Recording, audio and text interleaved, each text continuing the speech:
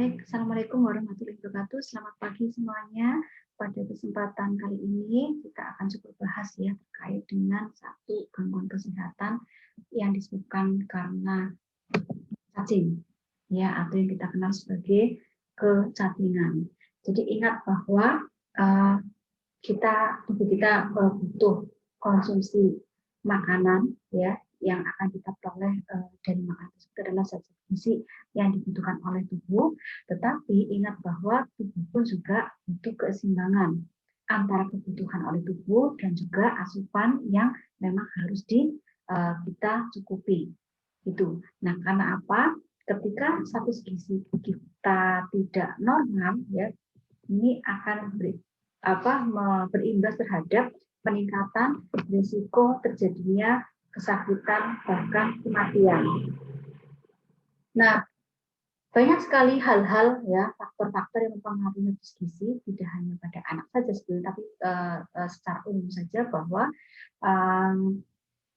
bisa dilihat dari tingkat kesehatannya ya, kemudian bisa dilihat dari konsumsi makanan hariannya, bisa dilihat apakah ada penyakit penyerta ya pada orang tersebut. Contohnya seperti kejadian infeksi. Nah, kaitannya dengan kecacingan ini merupakan salah satu penyakit infeksi. Nah, definisinya apa sih yang disebut dengan penyakit kecacingan ini ya menurut WHO? Bahwa investasi bisa satu atau lebih cacing parasit khusus ya yang terdiri dari gulungan nematoda khusus. Ya, jadi investasi, jadi masuknya kemudian hidupnya bisa satu atau lebih cacing parasit khusus yang ada di dalam tubuh kita. Nah, kecacingan ini ya pada umumnya ditemukan pada lingkungan ya baik di tropis maupun subtropis maupun yang beriklim basah, di mana kondisi lingkungannya adalah hygiene sanitasinya yang buruk. Nah, ketika hygiene dan sanitasi dari lingkungan itu buruk, ini menandakan bagaimana sebetulnya derajat kesehatan masyarakat yang menghuni lingkungan tersebut. Nah, bahwa kecacingan ini merupakan penyakit endemik dan kronis. Nah, endemik itu artinya bahwa kecacingan ini ya terjadi menetap ya di satu lingkungan ya yang disebut dengan penyakit ini artinya bahwa cacing itu menetap di satu lingkungan seperti satu wilayah tersebut gitu. Nah, tidak hanya terkait dengan lingkungan yang buruk ya hygiene ataupun sanitasinya, tetapi juga ini lebih umum menyerang pada golongan masyarakat ekonomi yang lemah pada berbagai golongan usia. Jadi tidak mengenal apakah dia bayi, apakah dia balita, bahkan apakah dia lansia atau tidak. Tetapi secara prevalensi menyebutkan bahwa insidensi cacing itu lebih banyak menyerang pada balita maupun anak usia sekolah dasar. Kenapa bisa seperti ini? Ya, kita ingat ya waktu masih kecil, anak dibiarkan ya berlatih berdiri, ya kemudian mereka berlatih bersosialisasi dengan teman-teman, ya lepas dari apakah setelah itu mereka cuci tangan atau tidak, ya tidak itu ini adalah hal-hal yang kurang diperhatikan oleh keluarga. Ya padahal hygiene ya atau kebersihan diri itu memang perlu ya untuk baik untuk usia anak-anak maupun balita. Tapi pada usia ini mereka tidak tahu, pokoknya taunya dia main kemudian tidak ada peringatan kemungkinan dari lingkungan sekitar ya tidak hanya orang tua saja, dan bahwa setelah mereka bermain tanah ya kemudian bermain apapun ya yang ada di lingkungan yang sifatnya kotor, kemudian mereka tidak diajarkan untuk atau mungkin kurang diajarkan untuk segera mencuci ya membersihkan badannya, kemudian untuk kemudian melakukan aktivitas misalkan makan dan seterusnya. Nah, kemudian penyakit kecacingan ini merupakan penyakit ya disebabkan oleh infeksi kelompok cacing, ya, bisa dari beberapa spesies nematoda khusus yang dimana cacing ini hidup di saluran cerna manusia, ya, yang kita kenal mungkin ada Ascaris fungicoides, ada Necator americanus, ada Trichuris trichura, dan Ankylostoma duodenum. Nah, data Departemen Kesehatan RI pada tahun 2008 ini sebetulnya kalau kecacingan itu sendiri, ya, penyakit infeksi itu sudah penyakit dari zaman dulu, ya, dan sampai dengan 2008 ini Depkes menyebutkan bahwa angka prevalensi di Indonesia ini masih termasuknya tinggi, sekitar 32,6%, dan didominasi oleh Ascaris fungicoides, Trichuris trichura, kemudian hookworm, Strongyloides, Necator americanus. Kemudian data pada 2012, ya, WHO punya bahwa untuk kejadian kecacingan ini didominasi oleh Ascaris fungicoides, Trichuris trichura, Necator americanus, kemudian Ankylostoma duodenum. Gitu. Tetapi secara umum bahwa kasus kecacingan ini bisa dilihat, ya, dari tingkat epidemiologisnya, baik hostnya, agentnya, lingkungan. Kalau misalkan mereka memang berperan tinggi, maka perlu diperhatikan, ya, ketika kita sudah tahu hostnya siapa, agentnya siapa, kemudian lingkungannya siapa yang kira-kira memang berperan tinggi terhadap peningkatan kasus kecacingan ini, maka tindakan berikutnya, ya, dengan menggunakan data-data epidemiologi yang ada, kita bisa melakukan tindakan pengendalian. Tapi ketika kita akan melakukan tindakan pengendalian, kita harus lihat dulu data-data epidemiologis yang seperti apa yang sebetulnya dibutuhkan. Ya, nah, distribusi frekuensi infeksi cacingan, ya, kemudian faktor determinannya itu termasuk adalah data-data yang bisa kita peroleh dari epidemiologis. Nah, dilihat dari distribusi frekuensi infeksi cacingan, ini bisa menurut orangnya, bisa menurut tempatnya, bisa menurut waktunya, sehingga kita nanti akan bisa memberikan intervensi ini kira-kira bagaimana caranya kalau berdasarkan orang, ya. Kemudian apakah sama antara lokasi A dengan lokasi X, atau kan menurut waktunya, ya. Kemudian bisa dilihat juga faktor determinannya apa, kenapa bisa sampai terjadi infeksi cacingan tersebut. Nah, dilihat, ya, secara teori ada faktor lingkungan, kemudian dilihat juga ada faktor personal hygiene-nya, gitu. Ya, kira-kira dua faktor ini mana yang kira-kira paling dominan? Kalau dua-duanya, maka kita juga melakukan pengendalian berdasarkan dua faktor yang dominan tersebut.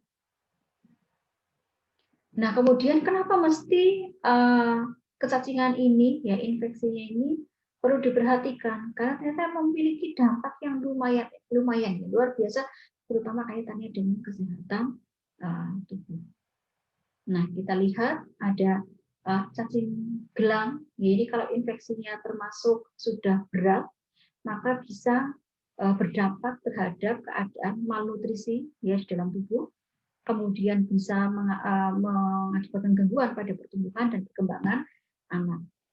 Kemudian infeksi cacing tambang ini bisa mengakibatkan anemia defisiensi besi. Kemudian Trichuris trichura, angka kesakitannya menjadi lebih tinggi, ya, baik diare, kemudian berat badannya, ya, ini sebagai apa turunannya, kemudian juga termasuk anemia. Apakah hanya itu saja? Tidak, ya. Bisa jadi karena bisa menyebabkan terjadinya penurunan imunitas karena asupannya kurang, selalu disedot oleh cacing. Kemudian penurunan kesehatan jasmani, iya. Penurunan selera makan, iya. Kemudian adanya bahkan produktivitas kerja serta kematian karena adanya kerusakan pada jaringan otak akibat dari infeksi cacing tersebut. Sehingga bagaimana kita supaya mewaspadai agar cacing yang ada di dalam tubuh kita itu tidak melakukan peternakan, ya. Jadi ternak cacing di dalam tubuh ini kira-kira bagaimana supaya kita waspada tidak terjadi adanya ternak cacing, ya, di dalam tubuh. Karena apa? bagi kita secara kasat mata sulit untuk mendeteksi cacing yang ada di dalam tubuh, ya, yang berinvestasi di dalam tubuh, karena terlihat tanpa ada gejala. Jadi kita mungkin terlihat secara kasat mata kita terlihat sehat-sehat, bugar ya, tanpa ada gejala. Kemudian tanpa ada keluhan juga.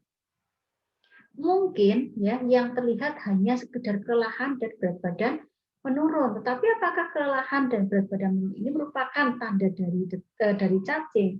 Tidak juga ya, karena dua simptom ini bisa digunakan. Mungkin jangan-jangan dia anemi, jangan-jangan dia memang karena kurang tidur, ya, atau mungkin karena aktivitasnya berlebih. Jadi tidak bisa agak-agak sulit ya untuk membedakan antara apakah dia kelelahan atau berat badannya karena dia kecapean, karena banyak tugas, ya, atau mungkin karena dia anemi, ya, atau mungkin karena dia memang ada investasi cacing di dalam tubuh, gitu, ya. Kemudian termasuk ada beberapa yang ada diare, ya, kemudian kembung. Nah, seperti itu juga angka kejadiannya juga rendah, sehingga sulit untuk mendeteksi.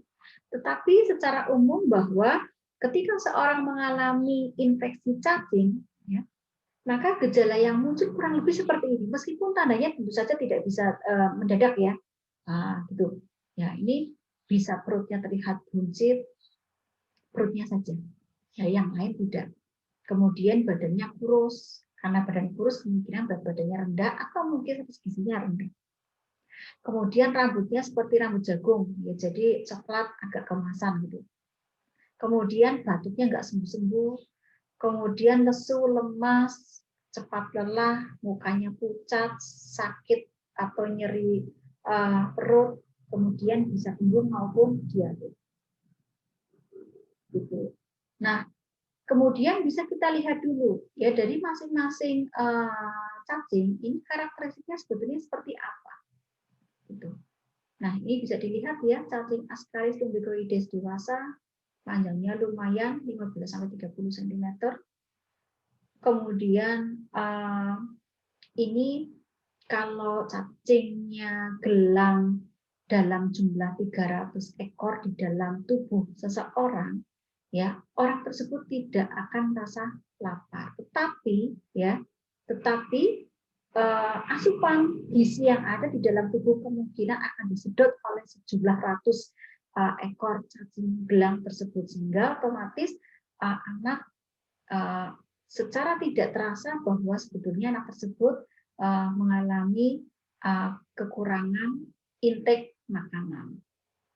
Nah, sehingga resikonya adalah terjadinya malnutrisi. Kemudian fisik ya, secara fisik terjadi gangguan kebugaran serta defisitnya pertumbuhan. Gitu. Nah, dengan sejumlah ratus ekor cacing tersebut itu bisa menyebabkan kerusakan atau obstruksi dalam tubuh tersebut, terutama adalah kaitannya dengan bagian usus ya, bagian usus. Nah, meskipun di dalam sel mukosa usus ya ada brush order yang terdiri dari mikrofili, jadi bentuknya kan seperti sikat nih, brush border gitu ya. Nah, ini tetap saja bahwa cacing ini mampu untuk mengambil ya zat-zat gizi yang bersifat makro, baik karbohidrat maupun protein, sehingga ini akan lebih memudahkan si cacing ini untuk obstruksi ya, untuk merusak pada di usus terutama ya, kemudian pemendekan duri, kemudian adanya jumlah panjang keritannya dan kaitannya dengan sistem pencernaan seseorang. Kemudian efek langsungnya adalah meningkatnya nitrogen dalam tinja, feses ya, kemudian steator, kemudian adanya jadi yang keluar itu adalah lemaknya ya. Jadi ketika BAB yang keluar adalah lemak, bukan sisa-sisa dari metabolisme atau pencernaan. Kemudian bisa menimbulkan diare serta radang. Nah, kemudian Gangguan absorpsi vitamin A dapat terjadi pada anak yang menderita askariasi. Nah, ini yang jadi masalah. Maka kenapa seseorang yang mengalami infeksi cacing perlu diperhatikan intake makanan.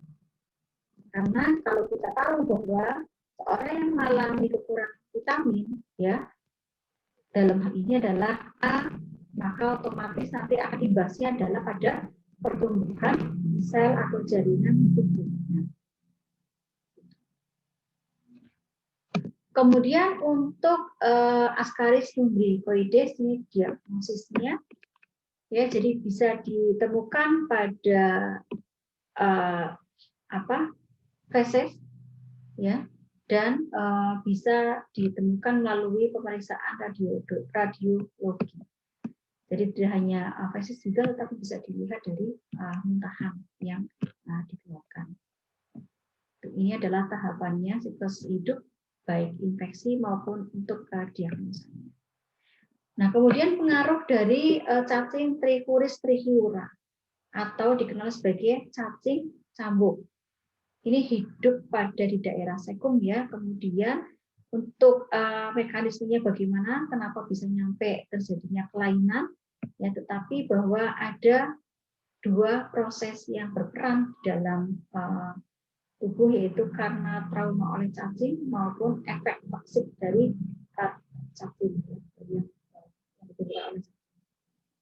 Kemudian ini nanti ada kaitannya dengan imunoglobulin E, ya, kemudian ini akan menyebabkan terjadinya edim-udim pada daerah usus. Nah, pada infeksi berat dijumpai diare atau menses mengandung darah atau sindrom disentri. Kemudian adanya malnutrisi, jadi cacing akan menyerap karbohidrat. Kemudian sehingga ini akan mengganggu sistem pada barier kolon dan akan memungkinkan timbulnya diare yang bersifat kronis. Efek infeksi Trichuris trichiura ini dapat menyebabkan menurunnya insulin-like growth factor. Sehingga ini akan mengganggu pada saat seseorang mengalami pubertas. Dan tahunya bahwa seorang mengalami gangguan akibat Trichuris trichiura ini, tentu saja kita bisa lihat dari hasil pemeriksaan biokimia.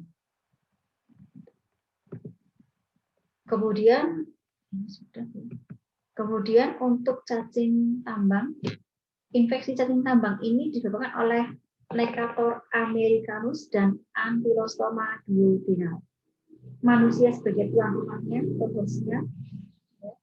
Jadi dalam tubuh ada cacing tambang. Kemudian cacing tambang kalau dibandingkan dengan Trichuris trichiura akan lebih banyak menghisap darahnya. Kemudian akan menyebabkan terjadinya laserasi ya, perdarahan kepada usus. Kemudian sebagian dari darah akan diserang oleh cacing, tetapi sebagian juga akan keluar melalui feses. Sehingga ada kemungkinan ada sebuah terjadinya gejala anemia maupun defisiensi, terutama. Nah, gejala klinis yang terjadi ini tergantung pada derajat infeksinya. Semakin berat maka akan semakin manifestasinya akan semakin terlihat. Apakah seseorang mengalami anoreksia, mual, muntah, diare, kemudian kelahar, sakit kepala, sesak nafas, palpitasi, dispepsi, nyeri, kemudian adanya rendahnya protein plasma, kelainan absorpsi, dan berkurangnya zat besi. Ini kurang lebih gejala-gejala klinis yang terjadi berkaitan dengan infeksi cacing.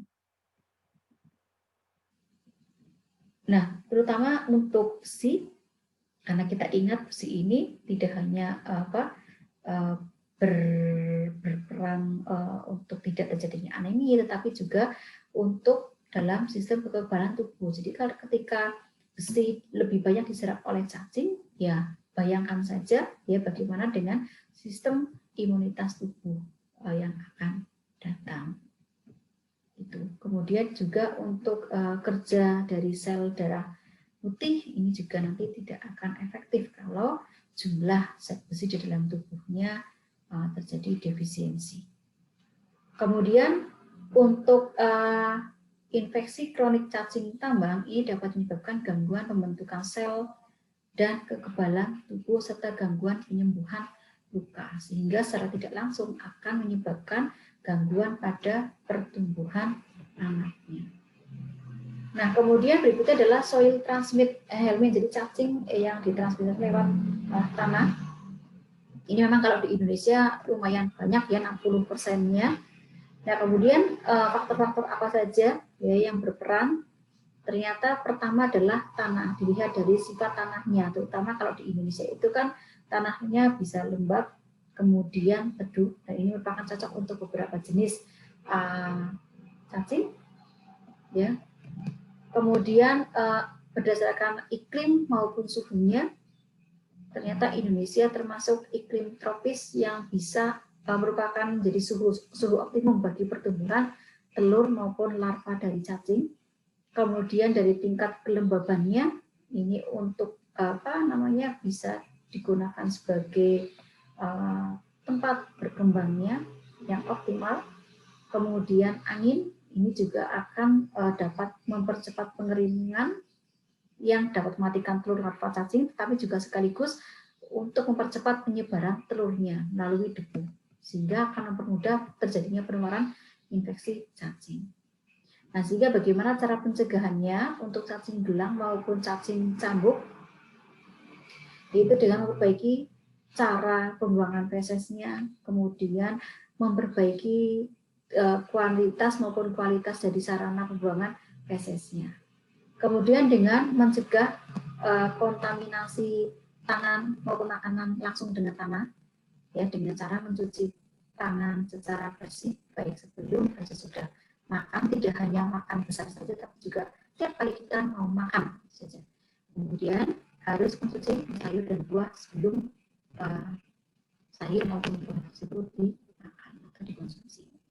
Kemudian menghindari pemakaian feses sebagai pupuk, karena kita lihat ya terutama untuk yang lubang yang punglak itu, ya. Jadi kita membuang tinja, kemudian di bawahnya ada kang lele. Nah ini ya meskipun lelenya memang sudah gede besar-besar ya, tapi secara etika dan etika kemudian tentu saja ini untuk yang sudah kronis akut maupun kronis, maka dengan melakukan pemberian obat. Kemudian untuk pencegahan kecacingan untuk cacing tambang, yaitu dengan memutus rantai lingkaran hidup cacing tersebut dengan mengobati pasien, kemudian dengan memperbaiki cara dan sarana pembuangan feses, serta dengan memakai alas kaki, ya bisa sandal, bisa sepatu. Kemudian untuk pencegahan infeksi kecacingan secara umum, ya ada 3 tahapan. Pertama yang termasuk kategori primer, ada penyuluhan kesehatan, kemudian melakukan hygiene dan sanitasi, kemudian penggalakan UKS, usaha kesehatan sekolah, kemudian dengan meningkatkan perilaku personal hygiene, serta pembuatan MCK yang sehat dan teratur. Kemudian untuk yang pencegahan secara sekunder, ini dengan cara pemeriksaan diri ke pusat pelayanan kesehatan, kemudian dengan mengkonsumsi obat-obatan, serta mengkonsumsi makanan yang tinggi Fa. Kemudian untuk pencegahan yang bersifat tersier tentu saja dengan melakukan tindakan medis. Ya, jadi itu adalah beberapa hal yang perlu kita kaji berkaitan dengan kejadian kecacingan. Demikian, wabillahi taufiq wal hidayah. Wassalamualaikum warahmatullahi wabarakatuh.